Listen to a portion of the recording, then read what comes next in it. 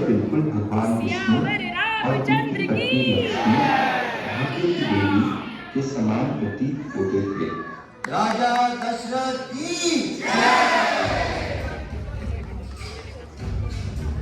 प्रिय एकत्रित राजाओं और यशस्वी अयोध्या के नागरिकों, मेरे सदा विश्वास पात्र मुझे यह सौभाग्य प्राप्त हुआ कि मैंने कई वर्षों तक आप जैसे अच्छे लोगों की सेवा की, लेकिन जैसा कि आप जानते हैं मैं अब बूढ़ा हो चुका हूँ, इसलिए मेरा पुत्र राम अब आपके योग्य संरक्षक होगा।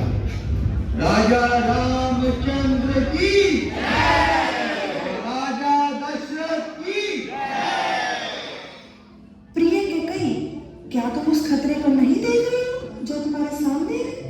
ये सब एक गहरी साजिश का हिस्सा है। राम को केवल भरत से खतरा है, जिसका सिंहासन पर समान अधिकार है। राम की राज्याभिषेक के बाद भरत को निश्चित रूप से बाहर निकाल दिया जाएगा या उसकी हत्या भी करी जा सकती है। क्या? कैसे?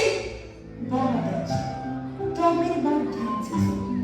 जैसे कि तुम जानती हो, कई साल पहले जब तुम्हारा पति राजा दशरथ असुरों और देवताओं के युद्ध में घायल हुए थे, तुमने युवा कन्या उनकी देखभाल भी की थी। तुम्हारी सेवा के कारण राजा ने तुम्हें 2 वरदान दिए, जो तुम्हारी इच्छा पर तुरंत पूरे करने जाने चाहिए थे। चूंकि तुमने अभी तक वरदान को नहीं मांगा था, अब तुम्हारा मौका है अपने पति से कहो कि तुम चाहते हो कि तुम्हारा पुत्र सिंहासन पर बैठे और राम को दंडक वन में भेजा जाए। तुम निराश होकर क्यों बैठी हो? क्या कोई गंभीर बात है? पहले आपको मेरी प्रिय इच्छा को पूर्ण करने का वचन देना होगा महाराज। उन 2 वरदानों की मैं अब मांग करती हूँ। हाँ मांगे, मैं अपने वचनों पे कायम रहूंगा। मेरे पुत्र भरत को राजा बनाया जाए और राम को दंडक वन में 14 वर्षों के लिए निर्वासित कर दिया जाए। क्या यह एक सपना है या मैंने अपनी समझ खो दी है? तुम ऐसा कैसे मान सकती हो? मैं दुनिया में भौतिक लाभ के लिए दास बनकर नहीं जीना चाहता। माते, मैं साधु की तरह धर्म के प्रति समर्पित हूँ। जो कुछ भी मेरे पूज्य पिता के लिए प्रिय है, मैं वही करूँगा। मैं अब बिना किसी क्षण के दंडक वन के लिए प्रस्थान करता हूँ। कोटि कोटि प्रणाम मेरे प्रभु। क्या आपके साथ कुछ अनिष्ट हुआ है मेरे प्रिय स्वामी? आप ऐसे दिख रहे हैं जैसे किसी गहरे दुख का बोझ उठा रहे हैं। ये आपके राज्याभिषेक के दिन ऐसे कैसे हो गया? हे प्रिय सीते, कोई राज्याभिषेक नहीं होगा, क्योंकि मेरे पिता मुझे वनवास के लिए भेज रहे हैं। वनवास? हे स्वामी, यदि आप आज ही वन के लिए प्रस्थान करते हैं तो मैं आपके पहले चलूंगी और मार्ग में आने वाले घास के तिनके और कांटों को अपने चरणों से कुचल दूंगी। कृपया मेरे प्रिय पराक्रमी स्वामी, मैं प्रार्थना करती हूँ कि आप मुझे भी आपके साथ ले चलें। मेरे प्रिय भाई, मैंने आपकी सारी बातचीत सुन ली है। आपको मुझे भी अपने साथ दंडक वन में ले जाना चाहिए। प्रिय लक्ष्मण, तुम मेरे साथ चलो। हाँ, आपके पिता ने देह त्याग किया है मेरे पुत्र। लेकिन कैसे? क्यों? मैंने उनसे कहा कि रामचंद्र को 14 वर्षों के लिए वनवास भेजे और इसके बजाय आपको भरत नया राजा बनाए। आपका प्रिय भाई लक्ष्मण और सीता भी राम के साथ वनवास में चले गए हैं। आपके पिता अपने प्रिय पुत्र से विरह के कारण दुख में डूब गए और इनकी मृत्यु हो गई। मैं केवल आपके लिए सर्वोत्तम चाहती हूँ मेरे पुत्र। यही कारण है कि मैंने ये सब व्यवस्थित किया। नहीं, तुम मेरी माँ के रूप में दुश्मन होता हूँ कि इन पवित्र पादुकाओं को मुझे दे दो। मैं इन्हें राज सिंहासन में रखकर और आपकी वापसी का इंतजार करूंगा। भरत जी की। तुम कौन हो? तुम इस भयानक वन में क्यों आए हो? क्या है? मेरा नाम सुर्पनखा है। मैं लंकेश्वर रावण की बहन। ओ श्रेष्ठ पुरुष, मेरे पति बनो। हम पूर्ण साथी होंगे। हमारी सुंदरता का सम्मान होगा। परंतु देवी, मैं पहले से विवाहित हूँ और 2 पत्नियों के बीच की प्रतिद्वंद्विता सहन करना मेरे लिए असंभव होगा। मैं उसे खा जाऊंगी।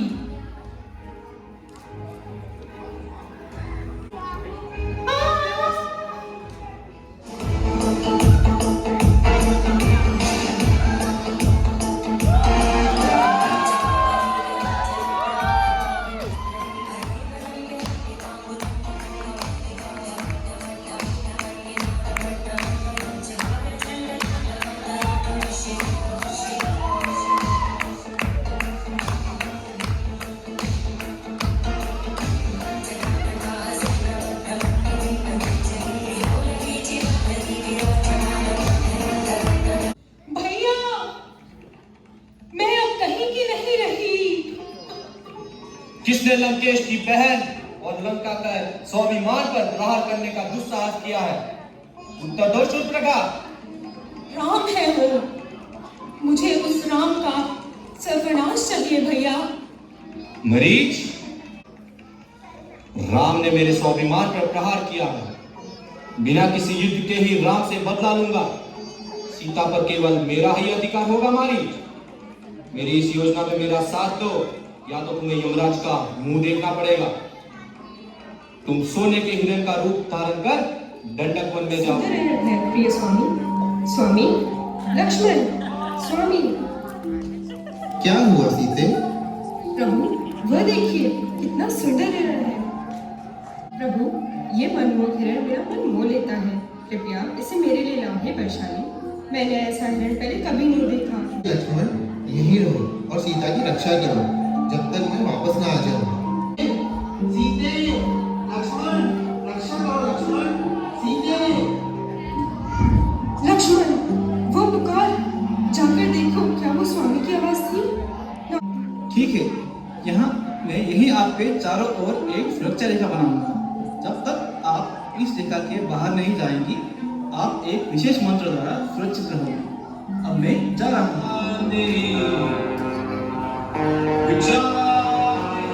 प्रणाम रामदेव, कृपया बैठिए। मैं आपके लिए कुछ भोजन और जल लाती हूँ। आप अवश्य ही भूखे होंगे। हे ब्राह्मण देव, कृपया करके ये भिक्षा ग्रहण कीजिए।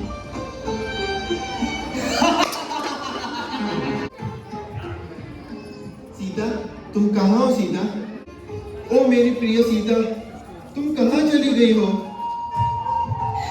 हे प्रभु, मेरी प्रार्थनाएं सुनी गई। आप आए हैं। माते, कृपया करके मेरी सहायता कीजिए। मुझे वानरराज सुग्रीव का पता बताइए। वानरराज सुग्रीव, वो तो रस्ते पर्वत पर रहते हैं, जो कि पंखा झील से निकलता।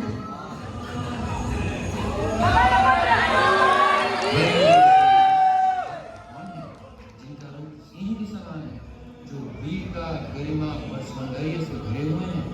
मैं महान वानरों के राजा का दूत हूँ, जो जानना चाहता है कि आप इस भूमि पर क्यों आए हैं। मेरा नाम हनुमान है।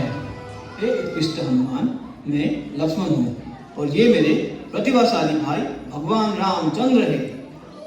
हमने वानरों की महिमा के बारे में बताया गया है और इस समय आपके राजा सुग्रीव की सहायता की खोज कर रहे हैं।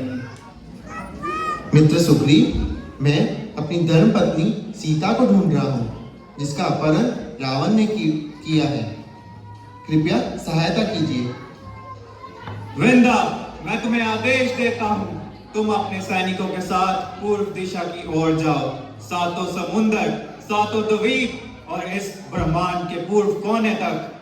अंगद, नील, हनुमान, जांबवत, महेंद्र, देवेंद्र, तुम अन्यों के साथ दक्षिण दिशा की ओर जाओ। सभी के पास केवल 1 माह का समय है। उत्तर से 800 मील दूर खरे पानी के समुद्र के बीच एक द्वीप है। मुझे पूर्ण रूप से विश्वास है रावण वहीं पे रहता है। मुझे अपने मन से हटा दो और अपनी पत्नियों से संतुष्ट रहो। तुम मुझे पाने के योग्य नहीं हो, जैसे कि एक पापी स्वर्ग की ओर नहीं होता। मैं राम की पत्नी हूँ, मैं तुम्हारी पत्नी नहीं बन सकती। अगर तुम 1 महीने के भीतर मेरे बिस्तर में नहीं आती तो मेरे रसोइये तुम्हें मेरे सुबह के भोजन के लिए तैयार रखेंगे। राक्षसियों, इस स्त्री को मेरी इच्छा के अधीन कर मजबूर करो। नहीं नहीं नहीं। रघुपति राघव राजा राम पतित पावन सीताराम। तुम राम से जाके कह दो कि मेरे पास केवल 1 महीने का समय है, जिसके बाद रावण मुझे मार डालेगा।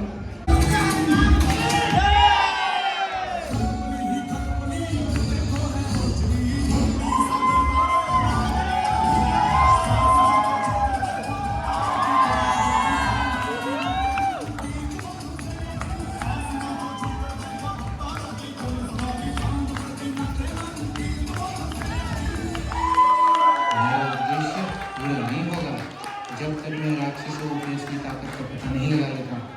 इसीलिए मैं रावण की इस अशोक वाटिका का नष्ट कर दूंगा।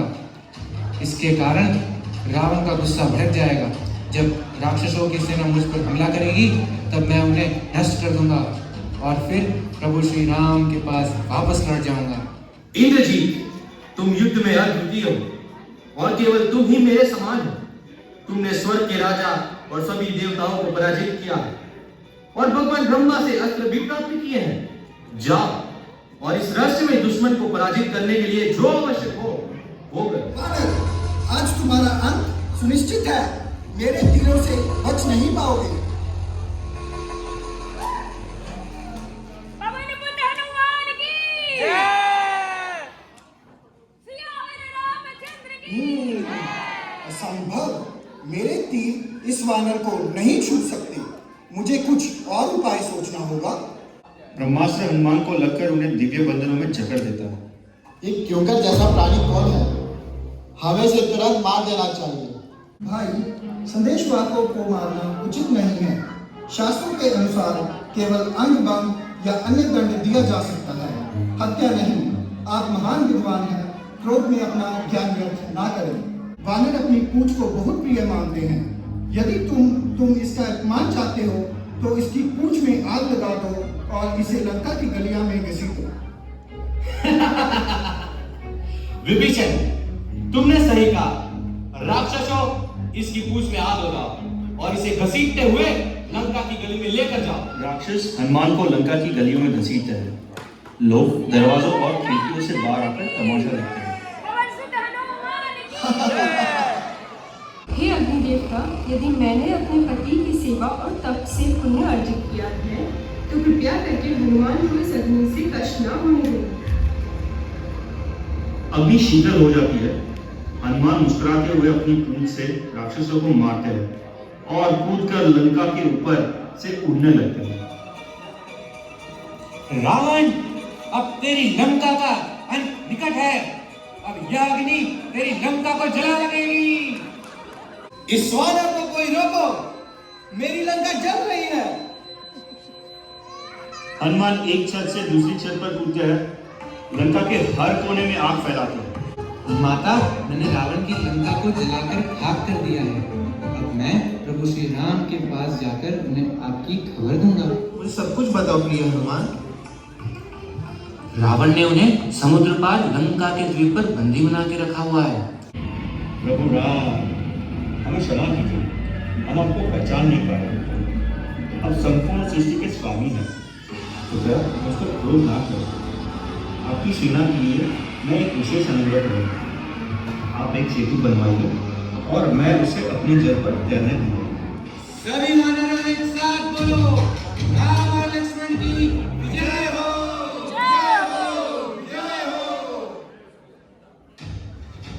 लंका की दीवारों पर राक्षस ने कई वानरों पर अपने हथियार से घायल किया, जबकि अन्य वानर उछलकर राक्षसों के नीचे गिरने लगे।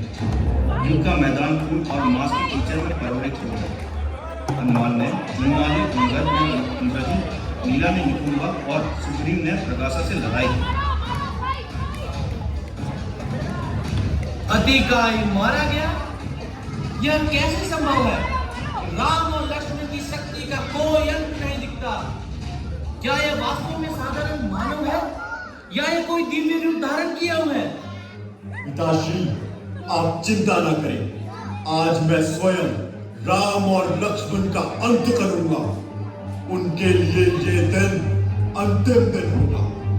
आप बस देखिए, मैं अपने बलिदान से अदृश्यता की शक्ति प्राप्त करूंगा और उन्हें ऐसे पराजित करूंगा कि वो फिर कभी नहीं उठ पाएंगे। वानर सेना का अब अंत आ चुका है। राम और लक्ष्मण को मेरे तीरों का सामना करना होगा।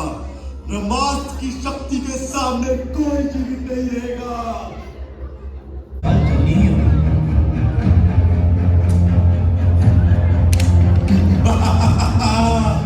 मैंने लक्ष्मण को पराजित कर दिया। अब हमारी विजय सुनिश्चित है। लंका अब सुरक्षित है। प्रभु धैर्य रखें। मैं भैया लक्ष्मण को बचाने के लिए शीघ्र अतिशीघ्र संजीवनी बूटी लेकर आता हूँ। जय श्री राम।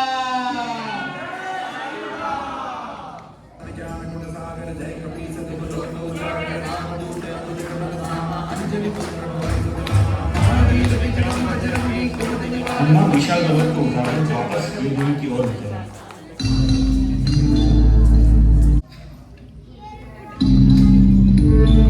लक्ष्मण, तुम ठीक हो? हनुमान, तुम्हारी वीरता अमर रहेगी। पवन पुत्र हनुमान की जब वे कमजोर करेंगे तब इंद्रजीत सामने आए। सैनिकों, आक्रमण! वानर सेना राक्षसों पर हमला करती है। इंद्रजीत अपने रथ पर आता है और लक्ष्मण को दिखता है। मेरे ही चाचा मेरे विरुद्ध लड़ने आए हैं। परिवार का यह अपमान सहन नहीं होगा। इंद्रजीत, जो धर्म के मार्ग से भटकते हैं उन्हें छोड़ देना ही उचित है। चाहे वे परिवार का हो या ना हो, तुम्हारा और रावण का पतन निश्चित है। इंद्रजीत, अब तुम्हारा अंत निकट है। आओ लड़ो मुझसे।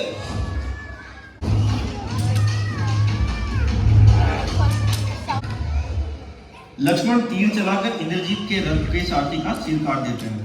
इंद्रजीत अपने रथ से कूद जाता है। लक्ष्मण इंद्रजीत पर एक दिव्य बाण चलाते हैं और इंद्रजीत का सर कटकर जमीन पर गिरता है। राम और लक्ष्मण की